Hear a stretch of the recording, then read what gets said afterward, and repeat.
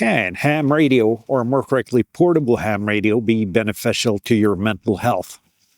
Hi, and welcome to LB0 Fox India Norwegian Ham Ventures. I'm Morton, LB0 Fox India, and I'm outside on this very, very chilly and windy day. And I can see rain coming in from the coast over there, or from the sea towards the coast, so I really hope that misses me. But yeah, mental health. First of all, I want to make a little bit of a disclaimer, though. I am in no means of the word a mental health professional. I work in the travel industry, but I still think I do have some experiences which I can use to make my argument, though. And this isn't necessarily only true for ham radio or portable ham radio. This is true for any hobby.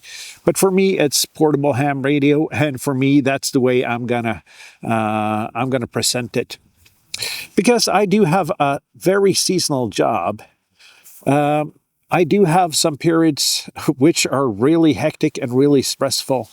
And when having periods like that, it's important to have some kind of vent to let the stress out, to let your mind reset. And I do believe portable ham radio is that vent for me. It's a way of, first of all, getting outside, getting to new places. This is a park I haven't been to before. I'm guessing this is much nicer in the summer, but it's still getting out. It's getting some fresh air. In this case, a lot of fresh air. And it's a way of experiencing new things. It's a way of keeping your mental focus on a single subject, which you consider being fun for an hour or two. And for me, that's that vent that lets me de-stress and reset my mind.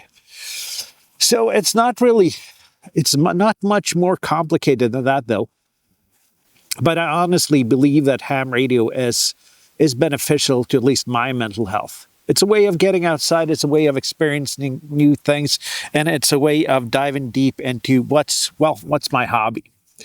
So I'm here at a park. What do you say? Let's get this park on the air and see what happens. And I really want to do this fast because the rain is approaching quickly, and I am not dressed for, neither cold nor rain, but, that's the way the weather is now. So let's go ahead and get this park on the air.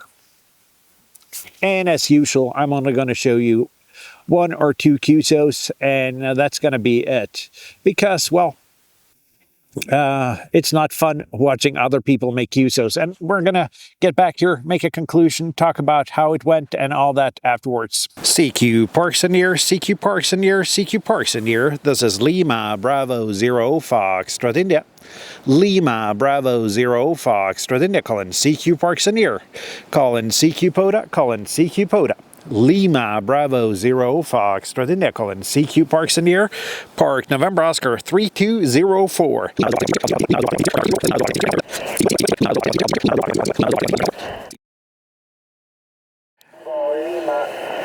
Station Tango Lima, please. Echo America 4 Tango Lima. Echo Alpha 4 Tango Lima. Great to hear you, Luis. You're 5 and 7. 5 and 7. Over. Roger. Thank you for 5 by 7, 5 by 5, 5 by 5 for you. 73. Thank you. 7-3. So, ham radio and mental health on a day like this. As you can see behind me, or at least I hope you can see that, rain is closing in fast now from the sea here. And I'm at a relatively exposed location. So, one QSO, I called for about 20 minutes and got one in the log. The bands are not good. But back to the mental health thing, though. Even though you get one QSO, it doesn't matter. You got out, you got to do something else, you kept active, you did something, and I'm going to argue that that's good for your mental health. And it's not more complicated than that, actually. So, yes, ham radio is good for your mental health, even though you don't make the activation. There's no such thing as a failed activation, though. You get out, you get stuff done. You might not make your 10 contacts, but who cares? You get out, you had fun. Enough babbling for me today. If you like this video, thumbs up. If you dislike the video or disagree with my arguments, thumbs down.